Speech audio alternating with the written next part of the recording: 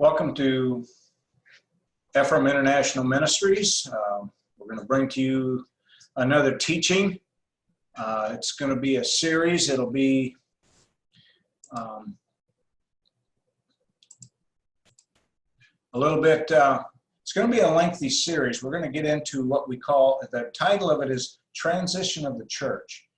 And we're going to talk about some things that go way back to when Moses was bringing the people out of Egypt, the Hebrews, if you will, and saying that transition of the church.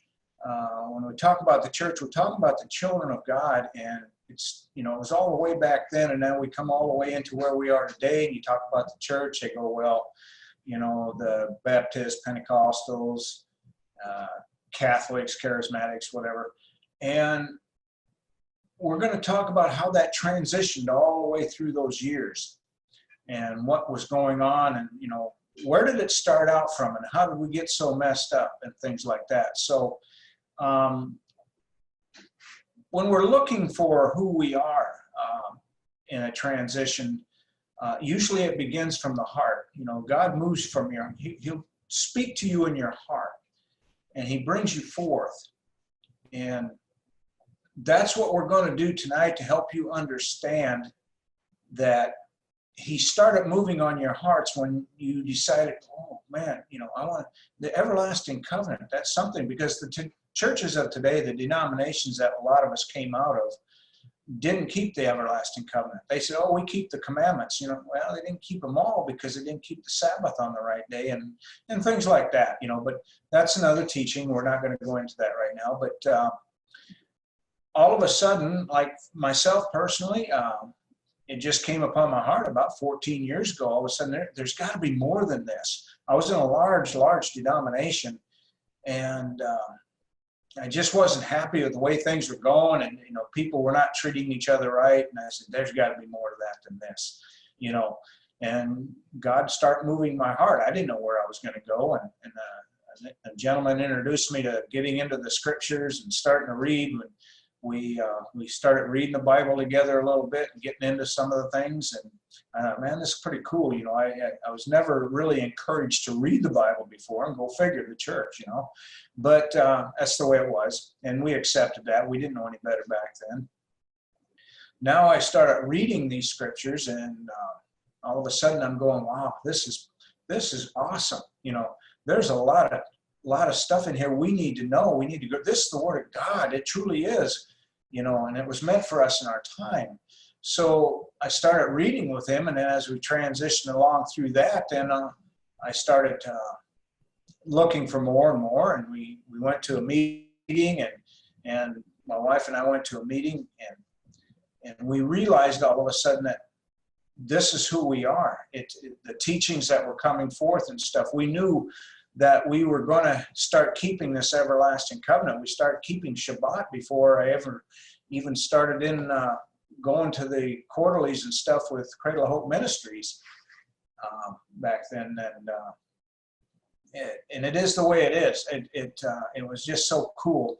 And we've been doing this now and finding out that the blessings in our life and studying deeper and deeper into it. And teaching it, I really enjoy teaching this, and hopefully it'll bless those that are listening. I hope this blesses you and helps you understand how this all started out, how it got so messed up from way, way back then already. And now we're coming forth in this last day, this last hour. God's going to bring his church forth again. So we're going to start out in John 5:41 through 47, if you will. John 5:41 through 47. And we're going to talk about what Yeshua was saying something back like this. And he was kind of rebuking some of those boys back then, and telling them that, hey, I was in the book way back in the Old Testament. They didn't call it then. It was the Tanakh, the Torah and the writings of the prophets and everything. But he was there. And that's what it was all about. Once you study these things and start learning them, dig in there, study it out for yourself, test it for yourself. It's there. And he was telling them, I was there, but you didn't understand it. Well, I'm here now, and I'm trying to straighten these things out. So if you found John now. We're going to start out in the 41st verse. I don't collect praise from man, but I do know you people. I know that you have no love for God in you. Now, those are some pretty strong words when he's, and he's talking about who we call the church of that day, okay? He's saying, I receive not praise. In other words, he's not a bit concerned about whether or not they praise him or honor him or who he is, not a bit. He isn't too worried about that. Let's go on. 5:43 of John.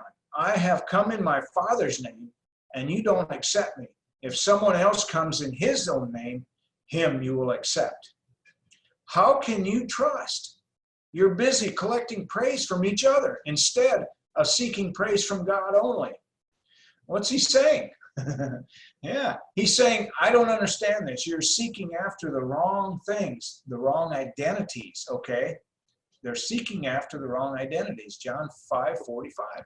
But don't think that it is I who will be your accuser before the Father. Do you know who will accuse you? Moses, the very one you have counted on. For if you really believe Moses, you would believe me, because it was about me that he wrote. Now, these are Yeshua's very words. This is about me, who he wrote. So, yeah, that's pretty interesting. But if you don't believe what he wrote, how are you going to believe what I say? So he's putting them to the test. Yeshua was pointing out to them that he was in what they studied all along. He was in that Torah back then, and the prophets and the writings in the Tanakh, if you will, the Torah, Tanakh, the books of wisdom, like I mentioned earlier. He was there, and that's who they were writing about. This was all coming forward. They knew that one day a Messiah would come. Ever since the fall of Adam and Eve, the Lord had a plan already back then, Yahweh did, about bringing back his people, and covering that sin that was committed. And it was going to be a Messiah. And they were talking about this time. Come on, people. Come on. Pay attention. You can get this right. It's all absolutely about who I am, Yeshua was saying. When the Father said, let's make man in our own image, who do you think he was talking about there with him? Okay? Yeshua said, it was me. It was me that they were talking about. Come on, pay attention. This is what they're trying to get across, okay? We're going to go to John 10 now, if you will. John 10 and verse 25 through 30. Now, things begin to change somewhat. Yeshua, had been in some consultation here, but we're going to get into some of Yeshua's writings here, but as we go along here, we're going to get back into the Tanakh and back into the Old Testament. We're going to read about some of the things that took place back then, So hang on with me, and we're going to go through this step by step. But I want to lay some foundational stuff here. With Yeshua, when he came, he was getting after them a little bit because they weren't really paying attention. Like they weren't reading the word for what it really was. John 10:25, if you will. Yeshua answered them, I have already told you, and you don't trust me. The works I do in my Father's name testify on my behalf. But the reason you don't trust is that you are not included among my sheep. Ooh, that would be a hard one to take. You're not included among my sheep. Okay? How do you think they accepted that statement, that you are not my sheep? How do you think they took that? Ooh, you could imagine, because we all know what, people, especially some of the people that get into the authorities and stuff, you start coming at them a little bit with something, and it ain't quite what they believe, they get kind of uppity right away, okay? Well, who are they if they're not his sheep? Let's go on. John 10:27. My sheep listen to my voice. I recognize them. They follow me. Pay attention to these words. He's telling truth here. My sheep listen to my voice. I recognize them. They follow me. So he knows who his sheep are, and they know him. And I give them eternal life. They will absolutely never be destroyed, and no one will snatch them from my hands. My Father who gave them to me is greater than all, and no one can snatch them from the Father's hands. I and the Father are one. So he's pretty much testifying who he truly is and who he is with the Father. They are one. He's clarifying two things, though. Number one is he is saying, you're not the sheep that I'm after here. And I can imagine they probably kind of got a little sideways on that one, but he's talking to the people who we want to call Israel, if you will, the church back then, the synagogue, if you will. Okay, this is absolutely who he was talking to. But I want you to get a hold of this again, John 10:26. But the reason you don't trust is that you are not included among my sheep. My sheep listen to my voice. I recognize them. They follow me. So that would be a pretty tough one for them to take, is, and then if he's coming back for his sheep and they're not included in it, and here they think they're the cat's meow, they're the church, they're the ones that, they're God's kids. Whew, can you imagine? The second point was, only his sheep hear his voice and follow him. Not everybody's going to hear it, only his sheep, okay? Before we all found out who we really are as Ephraim, we all probably wondered, how could we have, how could there not have been his sheep that he was talking to before we truly understand who we were? He was talking to Israel, and Israel are his sheep. And we're going, this don't make sense. What's going on here, Yeshua? Well, guess what? We just didn't have all the truth, did we? We just lacked a few of those nuggets that put all those pieces together to hold this thing all together, okay? We would read scripture, we taught things, but if the people teaching them didn't have all the nuggets, if they didn't understand the depths of what this was all about, then they couldn't really teach us. And when we came out of the denominations, that's the way I was. I went, holy moly, I didn't know this. That's nothing even close to what they were. They were just rattling off scriptures and stuff, and they had a series that they would go through, and it got to be where it was a mundane thing. You just went, you did what you did, and you went home again. Let's go to Matthew 15, if you will, chapter 15, the 21st verse. We're going to start in there. We're going to read down through 28. So again, we're laying the foundation. Yeshua's come, and he's telling these people, you don't hear me, you don't trust me because you're not my sheep. I'm coming for my sheep. My sheep will hear my voice. They will listen to me. They will recognize who I am. He's getting very pointed at it that, he's here for a reason. He's the son of the Most High Yahweh. He's the Messiah, but they're not hearing his voice. So apparently they're off on another track. They're chasing after the wrong things. They're looking for the wrong identities, if you will. Matthew 15:21. Yeshua left that place and went off to the region of Zor and Zidon. A woman from Canaan who was living there came to him pleading, "Sir, have pity on me, son of David. My daughter is cruelly held under a power of demons." But Yeshua did not say a word to her. Then his Talmudim came to him and urged him, "Send her away, because she is following us and keeps pestering us with her crying." He said, "I was sent only to the lost sheep of the house of Israel." Now, underline that in that verse there, that 24th verse, when the ones there in Jerusalem at that time, were they lost? No. He said, "I come not but for the lost sheep of the house of Israel," only for them. They knew who they were. They knew exactly who they were. They were from the tribe of Judah, okay? Now he's saying, "I come only for the lost sheep," and you can imagine his disciples, they were probably going, "Whoa, what are you talking about? What's going on here?" When the two kingdoms split after the death of Solomon, the tribe of Judah and the small tribe of the Benjamites, if you will, the tribe of Levi, they all stayed in Jerusalem. So you had, Judah, Benjamites, and Levites. Okay, that was Judah. That was the southern kingdom as we know it. The other 10 tribes, they went north. They became to what we know today as Israel, okay, according to the Bible and the history of the Bible.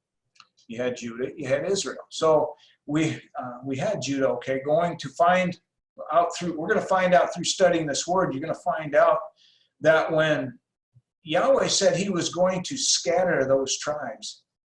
It was the 10 tribes, the northern tribes that he scattered, okay? And when he scattered them, he called them who? He called them Israel, okay? So we're getting some foundation set here. We're going to start getting into this, which by the way, is that of Ephraim. When you read in there, the youngest son of Joseph, Ephraim was the youngest son of Joseph, and he received the blessing when Jacob blessed Manasseh and Ephraim, the youngest sons. You know, he blessed them back then. And Manasseh, as we read on, we'll find out, yeah, the Judah they come from the loins of Manasseh. And the 10 tribes, Israel, Ephraim, if you will, came from the loins of Ephraim, okay, the youngest son. So we will get into some depth a little later into this teaching, but through that scattering of these 10 tribes, the far ends of the earth, way out where Yahweh said that, you know, you won't even know them by the tongue that they speak. You won't know them by the color of their skin. You won't know them, period, by any way, shape, or form, how, you know, any of these things. You know, he scattered them. And I'm going to do a study sometime about what really did they do that was so bad that he scattered them that far out. Well, we're going to touch on that a little bit through this series also.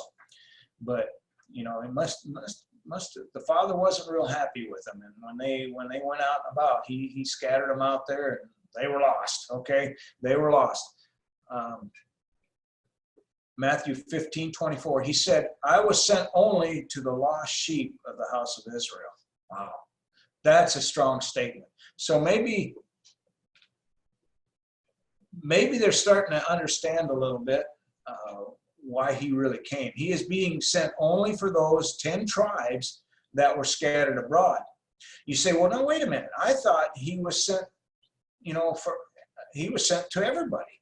Well, he is, but he's saying here that his main purpose is to come, you know, for the 10 lost tribes of the house of Israel. That's his main purpose. He's got to go find them. And we might touch on that a little bit later in the series too, why he had to do that. Okay, now let's go on to the 25th verse, if you will, Matthew 15:25. But she came, back to the lady that was following them, but she came, fell at his feet, and said, "Sir, help me." And he answered, "It is not right to take the children's food and toss it to their pet dogs." And she said, "That is true, sir. But even the dogs eat the leftovers that fall from the master's table." Then Yeshua answered her, "Lady, you are a person of great trust. Let your desire be granted." And her daughter was healed at that very moment. That was pretty strong. She said, "That is true, sir, but even the dogs eat the leftovers that fall from the master's table." So even those that are poor and downtrodden and out and about, you think, oh, they don't know nothing, you know, and, you know, we're in the uppers, we're the teachers of the church, you know. But they're picking up these nuggets, and they're getting into these, and their heart's right. They're going to learn. They're going to study these things. And that's where her heart was. She knew who he was. It was in her heart. The key is the 24th verse, though. Now, what I want you to grab onto and understand is that also the word Gentile, you know, the lost sheep, the Gentiles. He was only sent to the lost sheep of Israel, but the fact of it is that he tells us that any time in which we are what? We are able to see and able to hear, that we will come and he will do what? He will heal our land, okay? It has to come from the heart. It has to be trust. And when you trust and you seek, your eyes will open, your ears will hear, and things begin to happen. And we know from the fact that God did bring forth the Gentile, we know that Paul, he went forth, don't we? He went also after the Gentiles, after Yeshua had gone, and that was his commission. You know, he persecuted the heck out of the Christians and stuff, but all of a sudden, with what Yeshua did and came into his heart, he commissioned him to be going out after the lost sheep. Somebody had to go find him, okay? And that was going to be his. The key is to understand that what was going on here. Why did Yeshua make those two statements in John 10 and Matthew 15 when he began to talk about that he was sent not but to the lost sheep of the house of Israel. Okay, let's go, if you will, over into Isaiah, the 8th chapter, and begin to dig some of this stuff out and hopefully help understand some of these things. Okay, because we're going to look at that again, Isaiah 8:13 through 18. But you know, he made some strong statements there. And can you imagine being part of the church back then? And well, we're the church, and he didn't come for us. Who's the lost sheep? They didn't have all that put together yet, did they? No. But they're going to, you know, we're going to go through that, and we're going to see how this is going to fit together then. Isaiah 8:13, if you found that. But Adonai Tzvaot, consecrate him. Let him be the object of your fear and awe. He is there to be a sanctuary, but for both the houses of Israel, he will be a stone to stumble over, a rock obstructing their way, a trap and a snare for the inhabitants of Jerusalem. Wow. So you can almost imagine who he's talking about there, a sanctuary for both houses. Remember, we have two houses. We have Israel, we have Judah, okay? What is a sanctuary? It's a place of refuge, if you will, for keeping safe, out of the harm's way, if you will. You need to underline the 14th verse, because this, again, is where we are dealing with two houses, both the houses of Israel. And he said he's going to be a stumbling for both of them, okay? We're going to talk about that as we go on through this. Now, again, as he says, for both houses, he will be a stone to stumble over. Okay, well, what do you mean by both houses? How if he's going after the lost tribes, how are they going to stumble over him? And, you know, let's go on. It means that both of them are going to be blinded, if you will. We'll get into that and explain that. All right, they're not going to understand what's really going on, and we'll talk about how both houses are blinded. They're blinded in different ways, and we'll get into that. Isaiah 8:15. Many of them will stumble and fall, be broken and trapped and captured. Wrap up this document and confine its teaching to those I have instructed. Okay.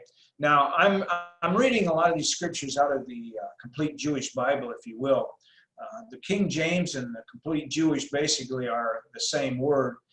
The Complete Jewish, I like to use that a lot of times because it speaks it more into our language that we understand today. The King James, sometimes you got to be very careful. You know, it's once you get to studying, you'll understand it better. But just to begin to understand it, it's more of a language that we understand in today's languages. Okay, so kind of speaking straight. It was sealed up so it would be revealed later to those he instructed. Now, who was he talking about here? His disciples, okay? And his disciples, there was a blinding that happened, but the Father wanted them to know it was his law, and he had a plan for later. He would open it up and draw the lost back again. He had a plan. Father always has a plan. We don't always understand it. But that's why we have prophets. We'll talk about that some later too. You know, they were back there speaking about these things, you know, and usually that's who he reveals things to. Always. He'll reveal his secrets to his prophets. They will bring it forth as revelation knowledge and explain it to us. Then they go on their way, and you take that revelation knowledge and you study it. You dig into it. You seek it out, and you learn. Get it into your heart. Because they did their job. Now it's up to you, and you're going to have to make a decision. God will never take your choices away. You're the one that's going to have to decide what you believe, what you don't believe. And that's why you need to study and test it yourself. Test it out. Seek it out, okay? Isaiah 8:17. I will wait for Adonai, who is hiding his face from the house of Jacob. Yes, I will look for him. Meanwhile, I and the children whom Adonai has given me will become for Israel signs and wonders from Adonai Tzvaot, living in Mount Zion. The key is that Yeshua was a stumbling block for both houses. Okay, we talked about that just a bit. The Jews were blinded to Yeshua. They didn't believe that he was the Messiah when he came.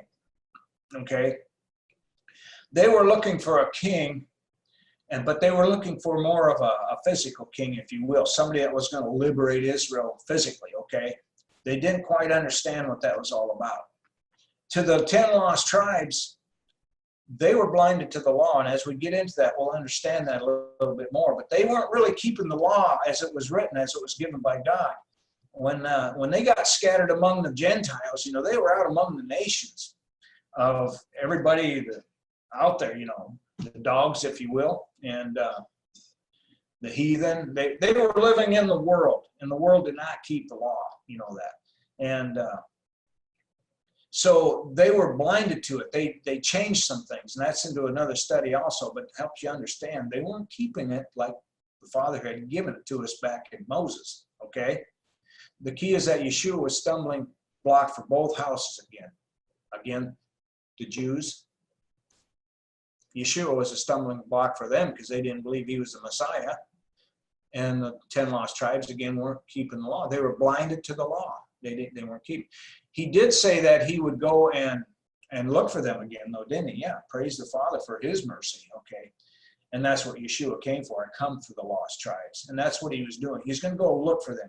The other thing to realize from the 8th chapter is also he was going to deal with both houses. Yeshua came for that. He was going to deal with both of them.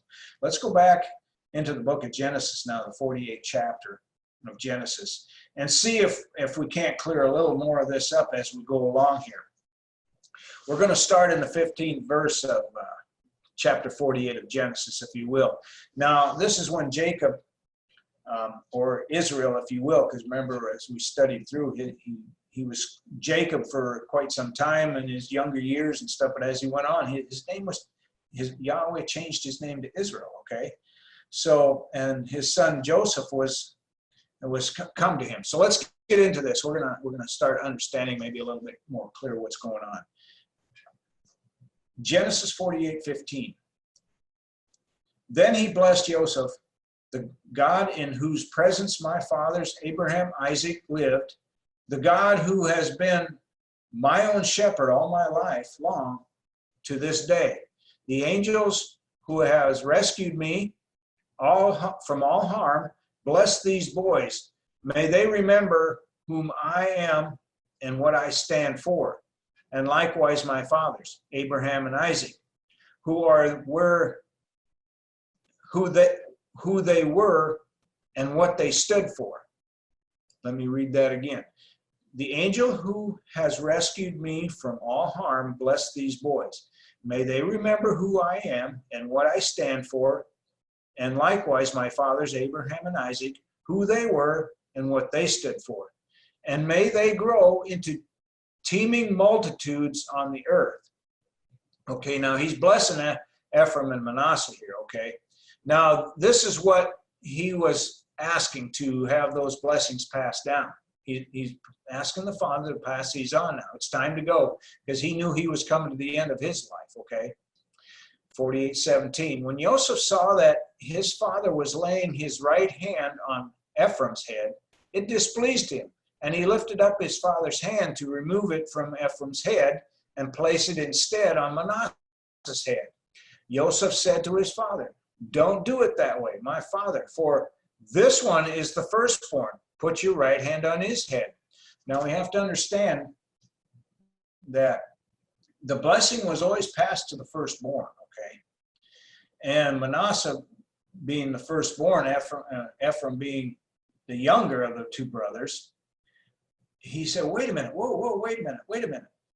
And he thought he was messing up there, but let's read on. But his father refused and said, "I know that, my son, I know it. He too will become a people, and he too will be great. Nevertheless, his younger brother will be greater than he, and his descendants will grow into many nations." Wow, he's talking about Ephraim now, and that's the 10 lost tribes as we go on. You can underline, his seed will grow into many nations, okay? And that is a very significant point that he made there. What this means here, King James Version, a multitude of nations, should have been translated to, which means the fullness of the Gentiles, okay? The fullness of the Gentiles. So The word Milo Hagoyim is where the fullness of the Gentiles was translated from. The word Milo means fullness. The word Goyim means Gentiles, okay? What this simply means is that Ephraim's descendants would become the fullness of the Gentiles. We'll begin to understand that a whole lot more as we go through this, okay? Now, we find out that Ephraim, the youngest, which ended up being the 10 lost tribes, the 10 tribes in which we call the lost tribes, are actually being called by the patriarch himself, Jacob, or Israel, the fullness of the Gentiles, okay? So, and like I say, you've got to study these things. You've got to go in there and read them and follow the story through it and understand what's going on there. And it begins to come more clear. If you're seeking with a proper heart, with a whole heart, Adonai will understand, and he will show you. Okay, they were drawn to Yeshua by their heart when he came. The Gentiles were. Okay, the Indians were part of that, as we have found out through things that we've studied, because they were keeping parts of the law, and we think of the Indians, of course, there's Indians all over the world, and coming from North America, the Indians inhabited that country, and they were all over the place, but they were doing some things, and they understood that there was a higher power. They didn't have it all right either, because they hadn't been taught into it in depth, but it's a good example of being scattered to the nations, not knowing who you are by your tongue or anything like that, okay? But like us, they were blinded, and it became a stumbling block to them also until it was time for their eyes to be opened. Now we're going to go to Ezekiel 37, if you'll go there with me, please. Ezekiel 37, we're going to read 15 through 28 when we get there. Okay, it is something, though, how Yahweh shuts up to the sum of the book and doesn't let anything out until he wants to be let out. When he said seal it up, he meant that. When it got sealed up, it was locked away. And until it was his time to start bringing it forth to the people, it was going to stay sealed up. Well, now it's time to start moving forward with this, through the prophets and through these different teachings and through Yeshua himself. This is going to unfold like a flower opening up, and we're going to go, wow, now I'm beginning to understand who we are, okay? How come I didn't see that before? It wasn't your time. He was blinded, and that's the most amazing thing to me, how the Father can blind people to seeing these things, not being able to see these things, if you will, and not being able to hear the words, reading through the scriptures all those years in the church and not understanding what they were really saying was just like a story. But now, when he comes into your heart, something starts welling up in there and just boiling up and getting ready to blow out. And you're starting to understand, and all of a sudden your eyes are coming open, you're going, I understand. It doesn't all come at once. It's got to be a little at a time, because we couldn't handle everything at one time, but it begins. And that's why you got to continue to study, continue to seek, and it'll start putting itself together. And each time you read through these scriptures, more and more comes out of it, okay? Ezekiel 37, if you found that. The word of Adonai came to me. You human being, take one stick and write on it. For Judah and those joined with him among the people of Israel. Next, take another stick and write on it for Joseph, the stick of Ephraim, and all the house of Israel who are joined with him. Finally, bring them together into one stick so that they become one in your hand. When your people ask what all this means, tell them that Adonai Elohim says this: I will take the stick of Joseph, which is in the hand of Ephraim, together with the tribes of Israel who are joined with him, and put them together with the stick of Judah, and make them a single stick, so that they become one stick in my hand. That's powerful. That set of scriptures right there should help you begin to understand that one day, again, all 12 tribes are going to come back together. The 10 lost tribes, Israel, Judah, the tribe of Judah, the Benjamites, and the Levites, they're all going to come back together and be reunited again as one. It's coming down the road. It hasn't happened yet, but it's going to happen. He said so right there. So it's going to start unfolding, and we've got lots of hope because, yes, as the Lord brought them out of Egypt, they were his kids. They were his chosen people. And he took pretty good care of them coming out with great signs and wonders.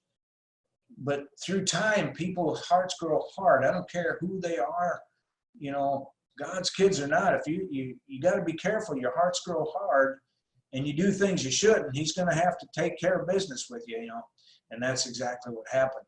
They got scattered, and they will come back together, though. He made a covenant, and he will not break that covenant. He's good for his word, okay? We have studied these things and are coming to realize why there were two sticks, though, now, and they were apart and would be brought back together again, as we said. When the northern tribes went north, there was much warring that went on between the northern and the southern tribes, okay? You say, well, how could that be? They're all family. Well, guess what? We have family feuds, don't we? Yeah. Then northern tribes did some things that were an abomination to the Father, and he scattered them far and wide, okay? Yeah, they did some things, and he said, enough's enough. He scattered them out, okay? And we'll study those events sometime, but we know it was a pretty significant deal, okay? So Ezekiel 37:20 now. The sticks on which you are to be in your hand as they watch. Then say to them that Adonai Elohim says, I will take the people of Israel from among the nations where they have gone and gather them from every side and bring them back to their own land. Wow. Sounds pretty good. He's going to do it. I will make them one nation in the land on the mountains of Israel, and one king will be king for all of them. They will no longer be two nations. They will never again be divided into two kingdoms. Ezekiel 37:23. They will never again defile themselves with the idols, that detestable things, or any of their transgressions, but I will save them from all the places where they have been living and sinning, and I will cleanse them so that they will be my people and I will be their God. Wow. He's going to bring them back. It sounds like he's got a lot of mercy, and he does. And thank goodness he does, because that one shepherd, though, I think we all understand this now through the studies we've been going through and seeking out. But that one shepherd will be Yeshua. Okay, the scales are not coming off the eye. They're and as Manasseh and Ephraim, they're loosening up. We're beginning to see some things, but they're not all the way off yet in some cases. But we're getting to understand them. They're going to come back together, though, but not just yet. No, it isn't going to happen just yet. We got to go on. Listen to this next verse, 37:24 of Ezekiel. My servant David will be their king over them, and all of them will have one shepherd. They will live by my rulings and keep and observe my regulations. So they're going to come together. They're going to have one shepherd, and they're going to be keeping the covenant. Basically is what he's saying. Understand what's being said here. They're not all going to turn to what we call Christianity as we know it today. Yeah, there's a difference. It's just the way it is. They're going to have one shepherd. His name is Yeshua, and they are going to serve one God, okay? They're not going to become Baptists. They're not going to become Pentecostals. They're not going to become Catholics. All those denominations we talked about, when you study transitions, if you remember, go back and study way back at the book of Acts, they were pretty much one people back then yet. But then things went on, and if you go back in and study Constantine and what happened during his time in about 320, 325 AD, they got split apart. And that you can study into that, and you'll begin to see the denominational things start to form there, and the difference between Christianity and Judaism, if you will. So, but that's what was happening. But it's not going to be like that. When we all come together as one, We're going to be keeping the covenant. We're going to be God's kids again. We're not going to be what you call Catholics. Yeah, the Catholics, the Baptists, they're Christians. You know, they accepted Yeshua, but they weren't keeping the law. They weren't keeping all of the law, okay? The 10 Commandments, if you will. They're going to become who they are in God when the Messiah is their king and their shepherd. They're going to come back to that again. Ezekiel 37:25. They will live in the land I gave to Jacob, my servant, where your ancestors lived. They will live there, they, their children, and their grandchildren forever. And David, my servant, will be their leader forever. I will make a covenant of peace with them, an everlasting covenant. I will give to them, increase their numbers, and set my sanctuary among them forever. My home will be with them. I will be their God, and they will be my people. The nations will know that I am Adonai, who sets Israel apart as holy, when my sanctuary is with them forever. So he's going to bring them all back into one. And they're going to be a separated people from the rest of the world. They're going to be special. They're going to be keeping his holy covenant. They're going to be keeping everything that he gave them. And we're going to have one shepherd, and we will have one God, and we will be one people. Okay? It's unreal. We're going to go back to the land. Can that happen yet? No. There's a lot of things that got to happen before that's going to happen yet. There's a lot of scripture that still has to be fulfilled. And that can be a whole other study too. But as we understand, you know, there's going to be some tough times coming in these last days, and before the millennium of peace arrives upon us. So it's starting to ramp up, and as we can see it today, things are beginning to really start ramping up. But we also have something happening now in our hearts. We got people going, I know there's something involved in that. That's me. I need to come back and start keeping this. There's a reason for all this. God's going to be calling you in his heart. He's not going to send an email or anything like that. It's going to be in the heart, okay? And you're going to know in your heart that it's the right thing to do. But that's how he's going to call his kids back out of the nations, okay? Because remember, they're scattered all over the world today. They don't know who they are, where they came from, why they're there. So you wonder, you know, wow, that's a lot of it. You're going to know in your heart, you're going to seek, you're going to seek, you're going to seek. I want to know more. I want to know, there's got to be more, okay? Again, who is the sanctuary? It's the Lord Yeshua himself. And God said it. He set this by Ezekiel as prophet, okay? He brought it forth through Ezekiel. This is what's going to happen.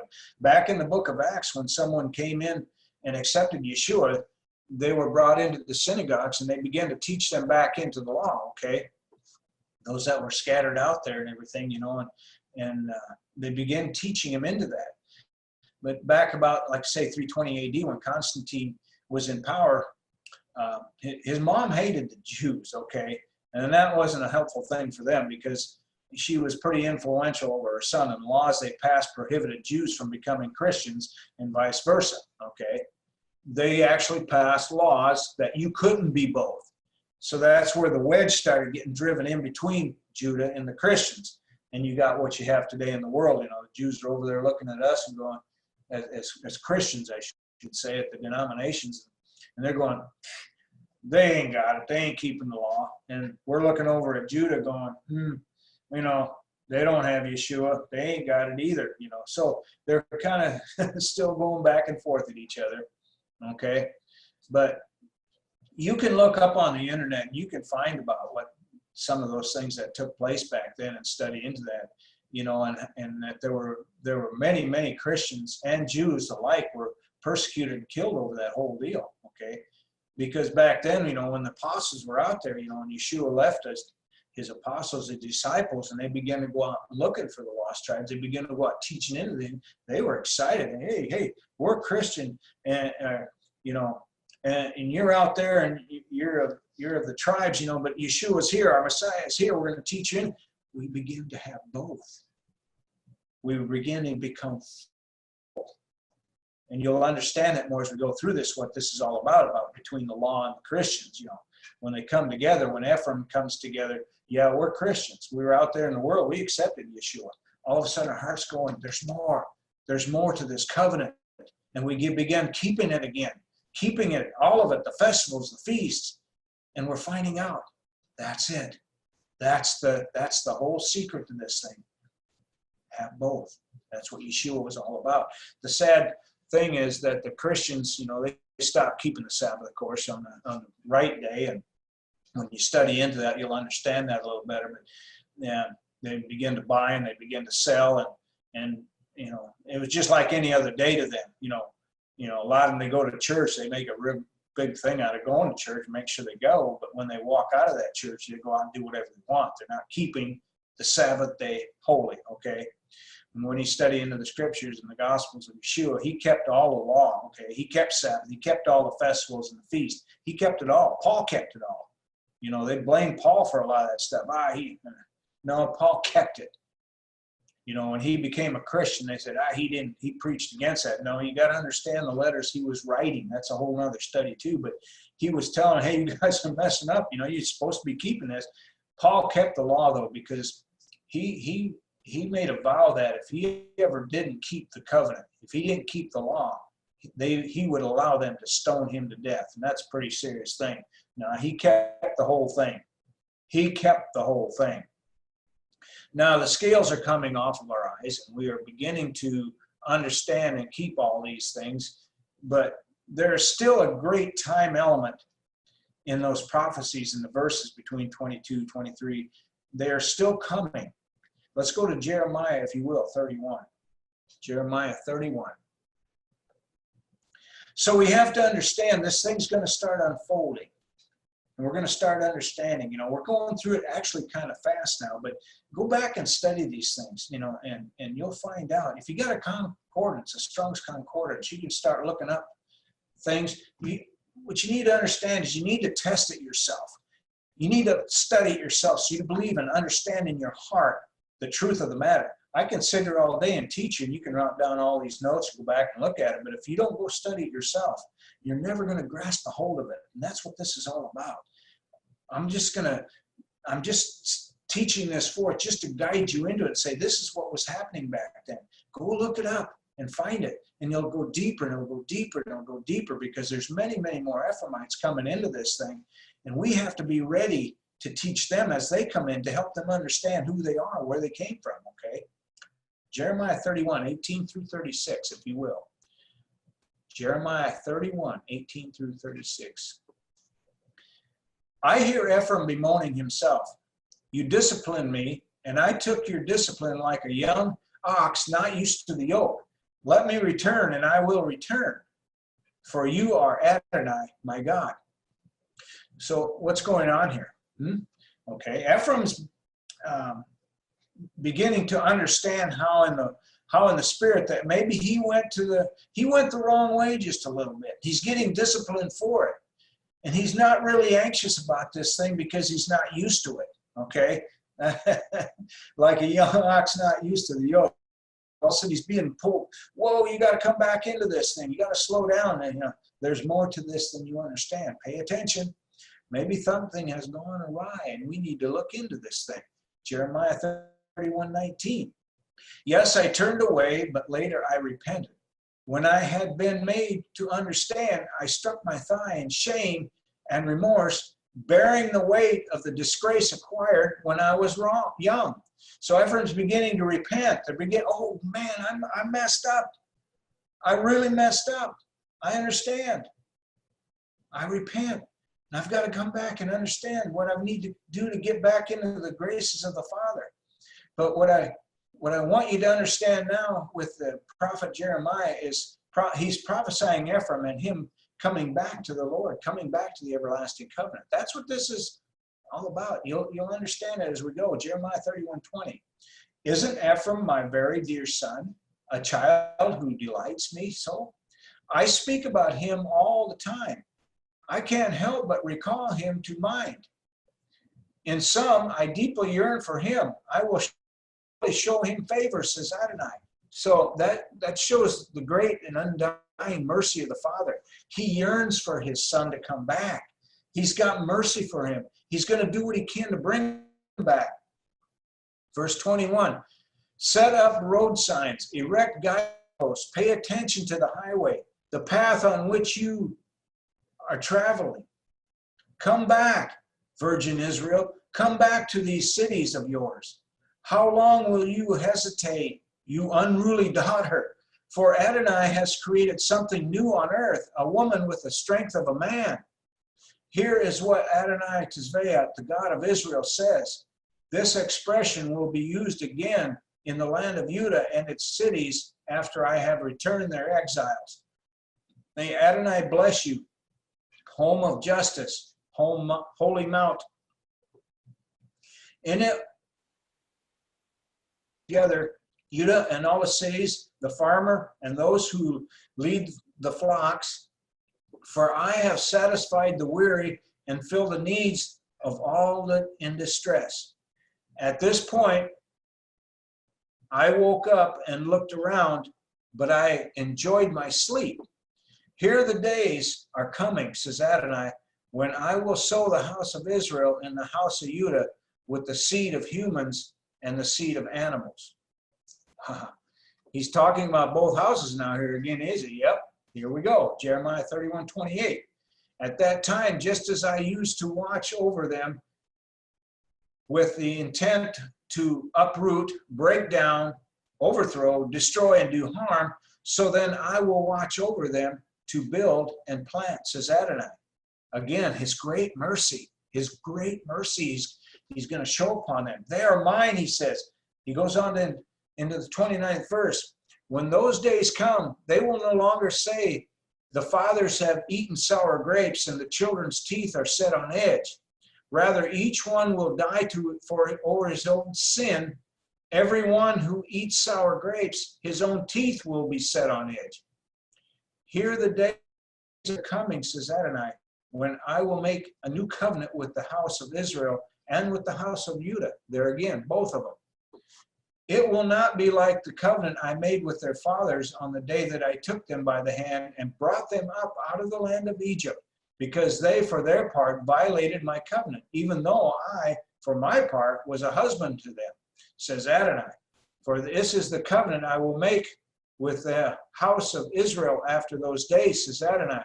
I will put my Torah within them and write it in their hearts, and I will be their God, and they will be my people. No longer will any of them teach his fellow community member and his brother, no Adonai, for all will know me, from the least of them to the greatest, because I will forgive their wickednesses, and remember their sins no more. He's going to forgive them. He's going to forgive them. He's going to write it on their hearts. 31:35 Jeremiah. This is what Adonai says, who gives the sun as light for the day, who ordered the laws for the moon and the stars to provide light for the night, who stirs up the sea until its waves roar. Adonai Tizveat is his name. If these laws leave my presence, says Adonai, then the offspring of Israel will stop being a nation in my presence forever. That is strong. In other words, I did this, and if this ever stops, then they will cease being my children. That ain't going to happen, folks. He's pretty much saying, no, this is the way it's going to be. But his great mercy, he's going to bring them back. He's going to forgive them. He's going to write his law upon their hearts. They're going to know who they are. They're going to know how to live back into the covenant again. Okay? The beautiful thing about all that is that it is beginning to manifest today. He's now saying, Ephraim, Ephraim, Ephraim, come home. He's calling us, and he's calling it in your heart, okay?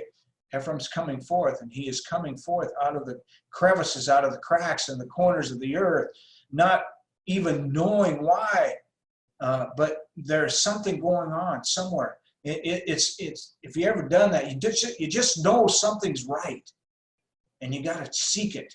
You don't understand quite why yet, but that's the drive. That's in your heart. And that'll bring you forth, and you'll continue to seek until all of a sudden you go, I understand. Your eyes have become open. Your ears are going to hear. Your heart, you're saying, why believe all this? You believe all this because you're part of Ephraim? You say, well, I don't know whether I'm if I'm a Jew or not. Okay? Well, we studied that before, and we'll probably study it again. It does not matter what tribe you come from. Okay? It don't matter. Okay? If you're a blood Jew or you're not.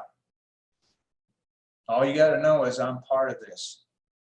For right now, especially. I mean, what does it matter? If we're God's kids, we're all one big family. Yeah, we're going to have the 12 tribes back together again, and there'll be significance in all that. But right now, Ephraim is starting to hear, and they're starting to come out.